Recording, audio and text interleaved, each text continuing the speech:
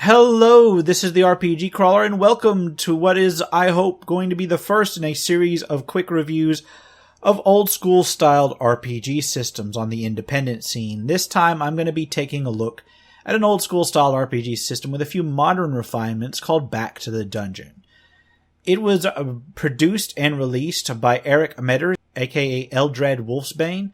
It is available as 7 small PDF booklets from RPG Now/DriveThruRPG, ranging from $2 to $4 each. They are presented as zines, with the first 3 covering the core rules and pretty much everything you need to run the game, with the additional ones simply expanding on the various concepts and providing alternate races and classes. Presentation is minimal at best. Artwork is in black and white where it exists at all. Layout is single-column monospace type that resembles the amateur type setting of vintage hobbyist productions.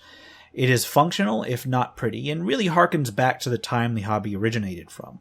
The writing is a bit more streamlined than some of the original versions of the games in question, but the rules can be a little hard to make out in a few places, which I blame mostly on editing, at least in the version that I'm looking at. There are multiple books, as I said, 7 in all, which kind of detracts from the whole rules-light feel of the game that they were going for. However, you can run the game just fine with just the first 3 books, so I'm going to cover those as a unit, and then just give a quick rundown on the contents of the rest of them. Book 1 tells how to create characters, and tells the basics of playing the game, so I'm going to spend most of my time on it. Ability scores are your basic 6 of D&D fame: strength, dexterity, constitution, intelligence, wisdom, and charisma. And the default character generation process is 4d6, drop the lowest, and then assign as you wish. The classic 3d6 in order is listed as a hardcore option as well. The ability modifiers range from -3 to +3 along the usual old school spectrum, with 9 to 12 being average, and then continuing outward from there in a bell shape. The table does give guidance for exceptionally high ability scores, however, breaking in the typical 3.x and later progression of an additional +1 for every 2 points of ability scores granted.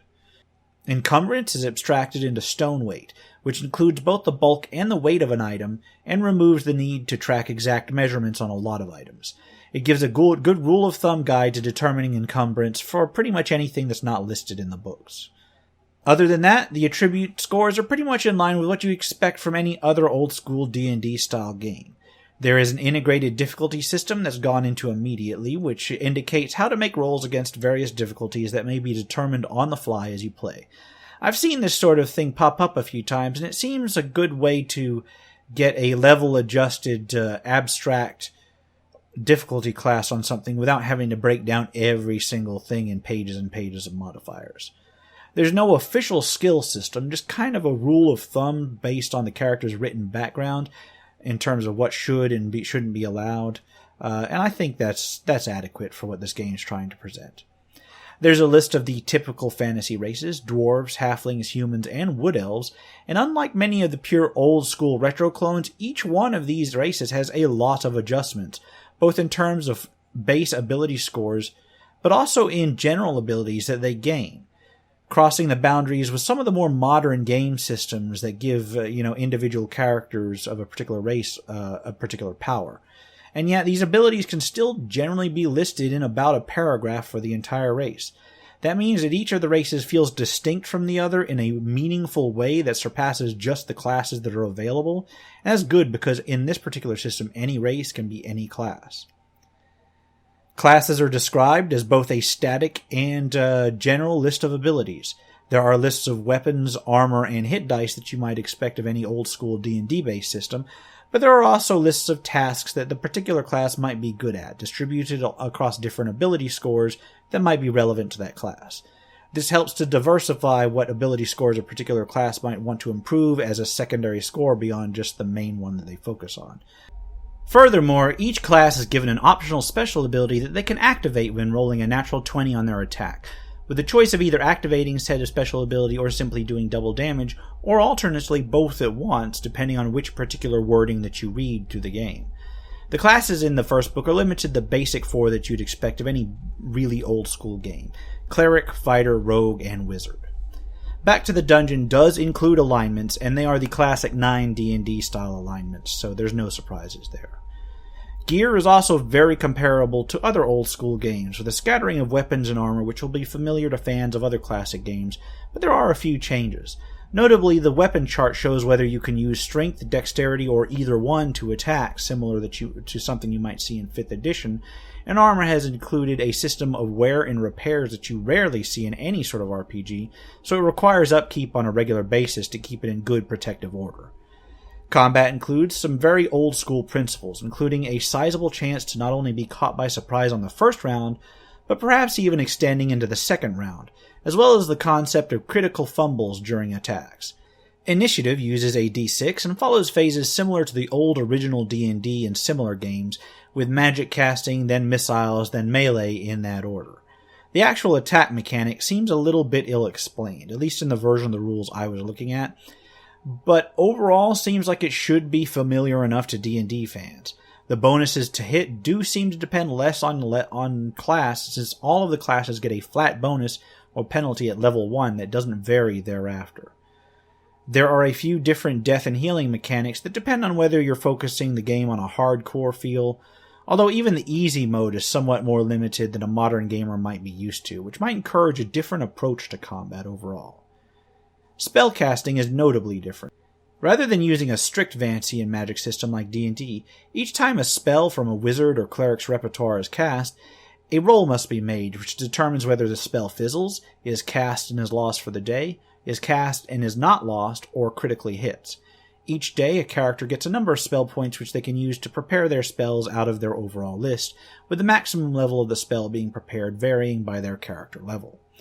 The spells themselves follow a write-up similar to the oldest editions of the Dungeons & Dragons White Box set, with each spell occupying maybe 1 or 2 lines at the most. All of that is in Book 1, and basically tells you how to play the game for the most part. Book 2 is mostly just a list of monsters and traps. The monster write-up is very basic, with each monster listed with only a name, the AC, hit dice, movement, and their attacks, and maybe a few lines detailing any special attacks or abilities that they may have. Something more akin to what you'd expect of a stat block in another game. Unlike the oldest versions of D&D and similar retro clones, there are quite a large number of monsters represented in these pages, with their compact format being of benefit in this regard. Traps in this book get a similar treatment, with just a line or two of description of their effects and what's necessary to avoid them. Book 3 covers the Game Master's part of the game, and it starts with a basic section on designing adventures in the world that they take place in. This includes several succinct but very useful world-building tips. Rules on hirelings follow, and then there are rules on the time and movement systems, summarized in maybe a paragraph. The sections on strongholds, siege, marine, and aerial combat take maybe 2 pages all in all, and there are some quick guidelines on mass combat there as well, both on a 1-to-1 and 1-to-10 scale, with the greater scales easily extrapolated from that. But it's interesting to see that they cover all of this in one of the main books, one of the main 3 books, because that's not something that's often done in systems, even to this day.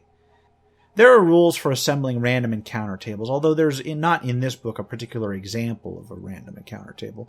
They are followed quickly by a unified XP table for all classes. They all use the same XP level.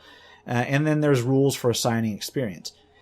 Experience in this game doesn't tie directly into monsters or treasure itself, but rather into the player characters and what they have, what the player characters' actions are, as well as the players themselves and how much engagement they're showing in the game as it's played.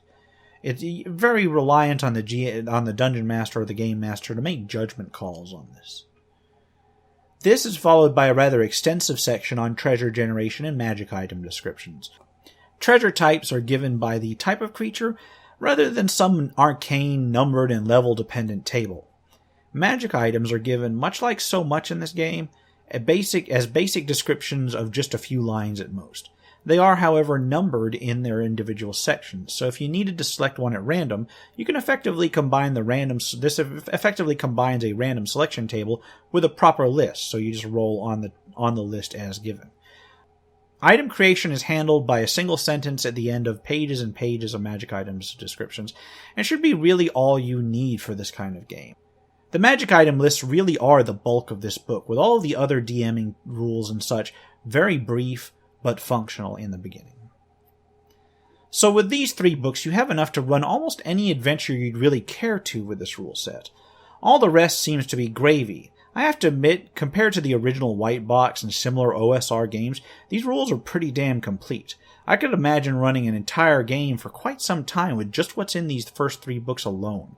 You will need to do some improvisation if you're running these in a full campaign, but for those who are used to the old school minimalist gaming mindset, that really shouldn't be a problem. Before I go into the rest of the books, let's take a look at the system as a whole. Now, it's obviously not going to compare with the more involved modern systems, but it does seem quick to play. The formats of characters and monsters and traps make for a minimum of paperwork, and the ability to fit an entire adventure on just a few pages. I'll admit to being a little bit confused about apparent contradictions or editing errors within the combat rules of the version of the books that I was looking at, but there's not anything in there that can't be figured out with a little bit of examination. I do like the way the class abilities are laid out, and the alternate abilities that a natural 20 can trigger are a really interesting concept. The fact that the rules are pretty much rules complete with mass combat and strongholds at the very least touched on is a real plus.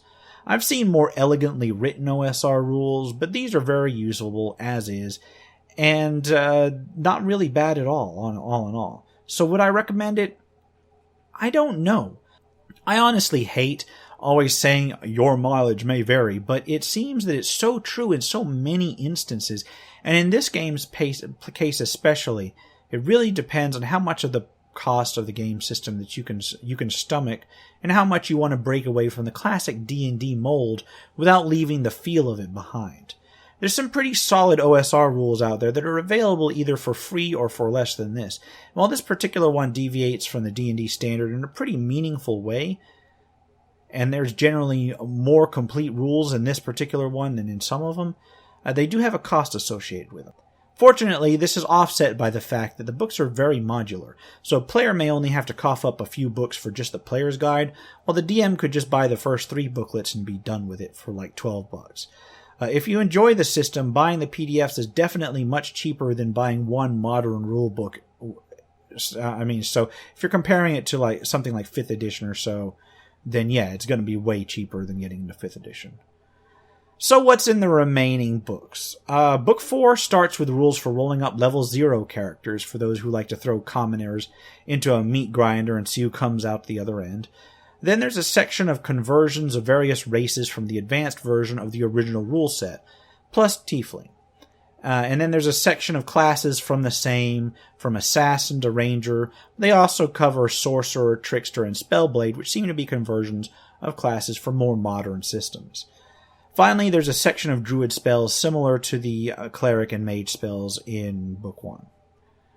Book 5 is much the same as Book 4, with expansions of races and classes, but this time they are mostly variants that are not seen in other OSR-related games, or perhaps only as variations of prior classes. There's at least a few that are just straight-up conversions, like the Changeling, which is similar to the D&D 3.5 edition one, and the Anti-Paladin, which is similar to Anti-Paladins you'd see in other systems. But then there are a few that are completely new.